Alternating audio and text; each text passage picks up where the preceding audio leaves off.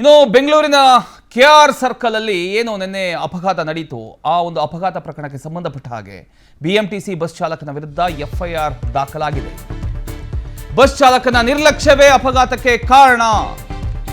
Red signal ಇದ್ರೂ ಕೂಡ ಆತ ಬಸ್ ಅನ್ನ ವೇಗವಾಗಿ ಚಲಾಯಿಸಿದ್ದಾನೆ ಅಂತಕ್ಕಂಥ ಒಂದು ಆರೋಪ ಇದೀಗ ಕೇಳಬಂದಿದೆ. ವೇಗವಾಗಿ ಬಂದು ಮುಂಬದಿಯ ಬಸ್ಸಿಗೆ ಡಿಕ್ಕಿ ಹೊಡೆದಿದೆ. ಪ್ರಾಥಮಿಕ ಮಾಹಿತಿ ಪಡ್ಕೊಂಡು ಇದೀಗ ಕೇಸನ್ನು ದಾಖಲು ಮಾಡಿದ್ದಾರೆ. ಹಲಸೂರು ಗೇಟ್ ಸಂಚಾರಿ ಠಾಣೆಯಲ್ಲಿ ಇದೀಗ ಅಭಿಷೇಕ್ ವಿರುದ್ಧ ಎಫ್ಐಆರ್ ದಾಖಲಾಗಿದೆ. ಎಫ್ಐಆರ್ ದಾಖಲು ಮಾಡಲಾಗಿದೆ. ಚಾಲಕನ ಮೇಲೆ ಕೇಸ್ ದಾಖಲು ಮಾಡಲಾಗಿದೆ.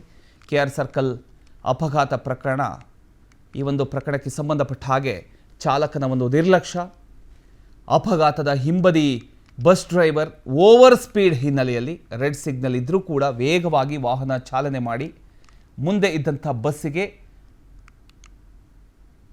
ಗುದ್ದಿದೆ. ಡ್ರೈವರ್ ಅಭಿಷೇಕ್, ಈಗ ಆತನ ಮೇಲೆ ಎಫ್ಐಆರ್ ಕೂಡ ದಾಖಲಾಗಿದೆ. ಪ್ರಾಥಮಿಕ ಮಾಹಿತಿ ಪಡ್ಕೊಂಡು ಹಲಸೂರು ಗೇಟ್ ಸಂಚಾರಿ ಪೊಲೀಸ್ ಠಾಣೆಯಲ್ಲಿ ಆತನ ವಿರುದ್ಧ ಎಫ್ಐಆರ್ ದಾಖಲು ಮಾಡಲಾಗಿದೆ.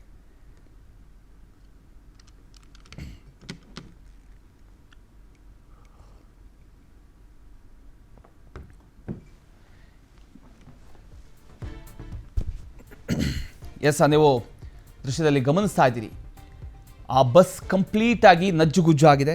ಬೆಂಗಳೂರಿನ ಕೆಆರ್ ಸರ್ಕಲ್ನಲ್ಲಿ ನಡೆದಂಥ ಬಿಎಂಟಿಸಿ ಬಸ್ ಅಪಘಾತ ಪ್ರಕರಣಕ್ಕೆ ಸಂಬಂಧಪಟ್ಟ ಹಾಗೆ ಅಪಘಾತದ ರಭಸಕ್ಕೆ ಬಸ್ ಕಂಪ್ಲೀಟ್ಲಿ ನಜ್ಜುಗುಜ್ಜಾಗಿದೆ. ಚಾಲಕನ ನಿರ್ಲಕ್ಷ್ಯವೇ ಇದಕ್ಕೆ ಕಾರಣ ಅನ್ನುವಂಥ ಪ್ರಾಥಮಿಕ ಮಾಹಿತಿ ಆಧರಿಸಿ ಪೊಲೀಸರು ಈಗ ಪ್ರಕರಣವನ್ನು ದಾಖಲಿಸಿಕೊಂಡಿದ್ದಾರೆ. ಪ್ರಾಥಮಿಕ ತನಿಖೆಯ ಪ್ರಕಾರ ಹಿಂಬದಿಯಿಂದ ಬರ್ತಿದ್ದ ಬಿಎಂಟಿಸಿ ಬಸ್ನ ಚಾಲಕ ಅಭಿಷೇಕ್ ರೆಡ್ ಸಿಗ್ನಲ್ ಇದ್ರೂ ಕೂಡ ಅತೀ ವೇಗದಲ್ಲಿ ಬಂದು ಡಿಕ್ಕಿ ಹೊಡೆದ ಪರಿಣಾಮ ಈ ರೀತಿ ಆಗಿದೆ ಅನ್ನುವಂಥದ್ದು ಈಗ ಗೊತ್ತಾಗ್ತಾ ಇದೆ.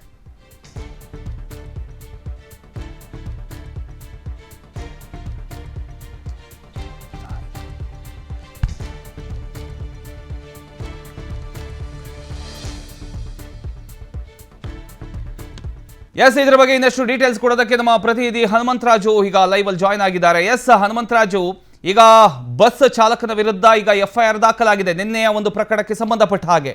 ಅಷ್ಟಕ್ಕೂ ಇನ್ನಷ್ಟು ಮಾಹಿತಿ ಕೊಡೋದಾದ್ರೆ ಈ ಒಂದು ಘಟನೆ ಬಗ್ಗೆ. ಎಸ್ ಪ್ರಮೋದ್, ನಿನ್ನೆ ಏನು ಕೆಆರ್ ಸರ್ಕಲ್ನಲ್ಲಿ ಸುಮಾರು 10 ಗಂಟೆ ವೇಳೆಯಲ್ಲಿ ಏನು 2 BMTC ವಾಹನಗಳ ನಡುವೆ ಅಪಘಾತ ನಡೆದು ಸುಮಾರು 13 ಏನು ಪ್ರಯಾಣಿಕರಿಗೆ ಸಾಕಷ್ಟು ಗಂಭೀರವಾದಂಥ ಏನು ಏಟಾಗಿತ್ತು. ಇದಕ್ಕೆ ಸಂಬಂಧಪಟ್ಟಂತೆ ಈಗಾಗಲೇ ಪೊಲೀಸರು ಪ್ರಾಥಮಿಕ ತನಿಖೆಯನ್ನು ಆರಂಭಿಸಿದ್ದಾರೆ.